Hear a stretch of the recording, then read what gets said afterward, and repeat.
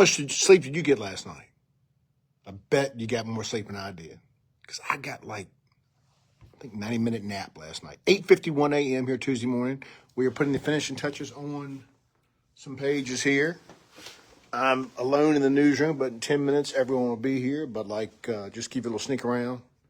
That's a copy bank that's almost out of copy. We are live in the newsroom making up pages because we go to press in 10 minutes. And I'm finishing up some pages. Some of y'all don't get in here. Some of y'all know what it looks like in here. And I know everything's backwards because I'm alive, but we still paste up pages the old-fashioned way. Oh, don't let him know he's going to be in the paper. Don't let him know that. We make up our pages with paper and wax, and then I use those as guides to put on our computer. The pages are sent up electronically to our printer, and Lord willing, we normally get the paper back anywhere between 1 and 3 o'clock in the afternoon.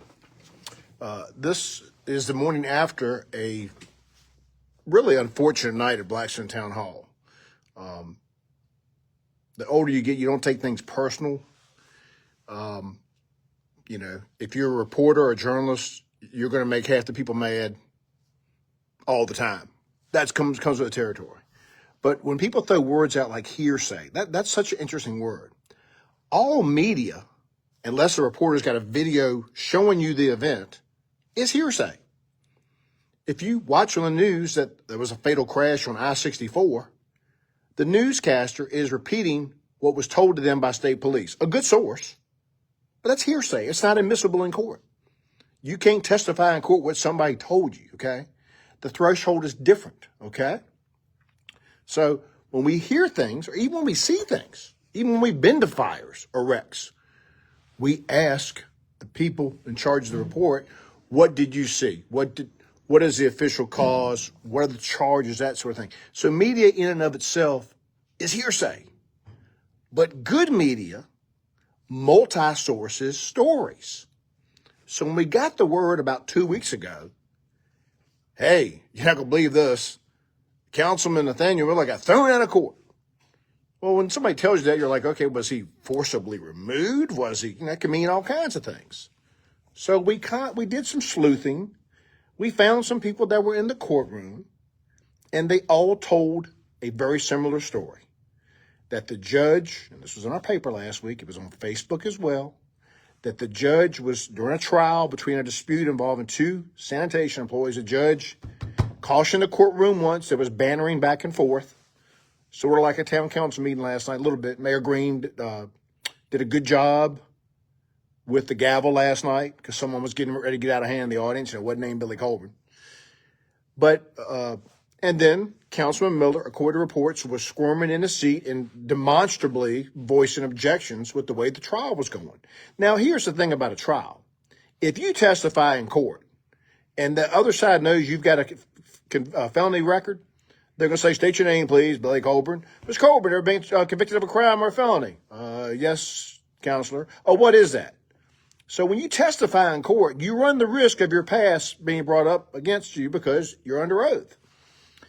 And it did not go well for the employee and the witness claiming that the other employee tried to run him down with a garbage truck. I'm not qualified to speak on that. Wasn't there.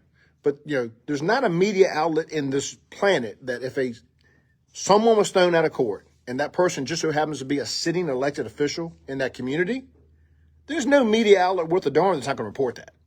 But not just that. After you multi-source and say, okay, well, this seems to be what happened, let's call the person themselves. Let's call the person themselves and find out what it is that they want to say. Is it all wrong? Are they misunderstood? And by all accounts, the judge told the deputies to have the man leave the courtroom or remove the man from the courtroom. Mr. Miller complied. He was not held in contempt. He was not issued a warrant for any kind of arrest. He was not charged with anything. But his colleagues last night, almost half of them, 3 of them, felt that his conduct was not fitting for a sitting council member, especially one who chairs the employment committee. we didn't create this story. We didn't create the drama. We didn't make anybody lose their cool in court. We didn't make anybody try to allegedly, and the case was dismissed, have a dispute in the garbage department, sanitation department. Good morning, Don. It appears, though, one thing that came across last night, and I thought one council member made the point very clearly, it's Councilman Eric Nash. I think some of this problems at Town Hall may stem from a couple, I don't know, names, elected officials taking their full-time honor but part-time job as a full-time job. It is a full-time honor, part-time job. And Councilman Nash made a comment at one point, as folks are starting to arrive here at the Courier-Record this morning, made a point that, look, you speak through your emotions, you make emotions, you go home, you go back to work, and if something happens as an elected official and you're needed, staff will let you know. And I can tell you from having served that the town manager lets you know. Meddling, taking sides in employee disputes, just something you can't do. So, again, no ill will toward anybody last night, but when attacked by a citizen who accused us and glared at us and accused us in the audience at 10 o'clock last night of doing nothing but spreading hearsay, we did choose to take the podium and come to our defense. We don't like to be part of the story. We really do not, despite what some of you may think. Got lots of other things to do. Could have skipped the meeting last night, but I figured something I told my wife when I left, I was probably going to be late getting home because someone was going to probably take a shot at me. Probably going to do it at 10 o'clock when they think if I had gone to the meeting, I would have gone home. So I at least commend the people for taking a shot while I was there. And we spoke after the meeting. I spoke to Dr. Clarence Hawks after the meeting. And I spoke to William Clark after the meeting. William Clark raised a good question last night. Now, there was some talk about race last night that made me feel a little uncomfortable. Again, maybe it's because, I don't know, just thought it was got a little racial last night. But William Clark did ask a good question. If Councilman Miller has been intervening so badly, as it was alleged he was, and Miller denied that, why did it take till last night to try to remove him from the committee? Mr. Clark made the comment that it was some questionable antics in the audience. Mr. Clark spoke out against him. He told Mr. Miller last night to his face that wasn't right. He said, that wasn't right, Miller. But Mr. Clark asked council, why didn't some sanctioning or attempted sanctioning come sooner? No one on council attempted to answer that question. The town manager spoke last night. He clearly indicated that he had been given direction from a consensus of the council and then told by one or two members not to do that which was agreed upon by the governing body. That puts a town manager or any employee in a horrible situation. When the body is telling you to do something, and then all of a sudden, one or two are saying, "Don't you do that?" So anyway, Councilwoman Carolyn Williams last night did raise a good point. Something as mayor I screamed for and urged and begged, and it's hard because it's like at this business here. There's 5 of us. We don't have personnel committee reviews, employee reviews. But one of the things Ms. Williams asked for, and I kind of asked for too, if you're going to lower the boom on somebody, have the documentation to say, yes, remember this date you were counseled for this type of being late or whatever it is. On this date, you have them sign the form saying, I hereby agree that I've been disciplined. I've always said that's easier. We have a paper trail. And Carolyn Williams made a good point on that, I thought, last night. I apologize. Like I said, I really feel bad to the elected officials and staff that I went to the podium and basically had to defend my business and the way I gather news. And I would have sat down until one of the council members, Loya Wynn, accused me of causing panic at the schools over a Facebook post, which was accurate, and which within 20 minutes we updated and said, hey, update, the situation's been resolved. We were accused of causing parents to come pick up their kids. Now, I'm going to just venture a theory out there. I got a feeling kids use their cell phones at school. And I got a feeling that some kids texted their parents that there was a big brouhaha and the police were arriving at the school. Not all, but some. But again, we make those posts with great deliberations. And I can tell you, I hope it's the worst request for law enforcement at a school I ever hear. That's all I'm going to say. And as I said late last night, early this morning, the school resource officer did everything right.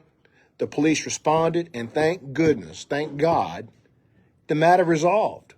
But maybe if the school resource officer had decided to say, hey, okay, let's everybody chill out, it could have escalated and become something. So, again, We don't post every time there's a fight or there's a kid that runs away from school or there's a subject, unruly kid. That's not anything we feel that's public awareness. But we are told by a number of parents they feel like they're not notified a lot of times about what happens at school when it's serious. Now, the school administration, within an hour after our Facebook post, to their credit, parents were notified, and I don't think it was because of our Facebook post. I think it was because the potential seriousness of that situation. I don't think they would waste time responding to a Courier-Record Facebook post, but if so, that's fine too. But parents were notified within an hour that by the school officials about what the situation was, and like I said, thank goodness there was nothing to it. Lots happened last night. But I encourage you to watch a video. Go to YouTube, watch Town of Blackstone. It's about a 3-hour and some video. Get to the 2-hour, 50-minute mark. Watch for yourselves. Don't take my word for it. Do not take my word for it. I love the fact that our coverage now, you can go to a video and say, man, the Courier blew that out of proportion. Or no, gosh, if anything, they underplayed it. It was worse than it was. The paper didn't make it look that bad, but it was bad. You'll hear some interesting comments last night, some delicate comments about race, about I've been going to meetings for 35 years, and I would say it was among the more animated, personal, in open session. I've been part of some closed sessions that were pretty brutal when they were coming after you-know-who for putting something in the paper that was news. But in public last night, she was right tough. But on that happy note, happy Tuesday. It's 9 o'clock. I gotta get to work, finish this last page or two. Thanks for tuning in, and check out again the best video we've ever posted.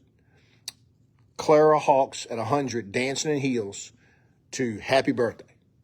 Check it out. Only 899,000 people have, so don't be the last one. Take care.